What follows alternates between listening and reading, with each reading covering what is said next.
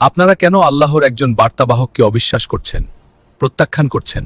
একবার ভাবুন তো, আল্লাহ যদি কোনো পিতৃ পরিচয়হীন কাউকে আমাদের জন্য বার্তাবাহক হিসেবে পাঠাতেন, তাহলে কি তাকে গ্রহণ করতেন? নাকি কোনো মূর্তিপূজকের ঘরে জন্ম নেওয়া কাউকে আল্লাহ বার্তাবাহক হিসেবে পাঠালে তা কে গ্রহণ করতেন?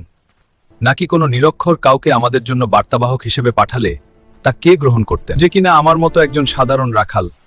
আল্লাহ এমন অনন্য অসাধারণ কিছুই করেন, এটাই আল্লাহর ইচ্ছা। সুবহান আল্লাহ।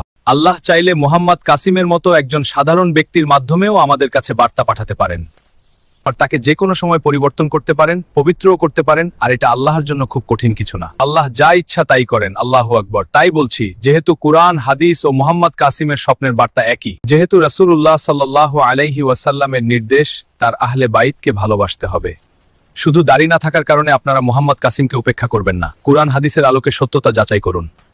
কেন মোহাম্মদ কাসিমের স্বপ্নগুলো একের পর এক সত্য প্রমাণিত হচ্ছে? আর শিরক পরিহার করুন। শিরক পরিহার না করলে আল্লাহ আমাদের সাহায্য করবেন না।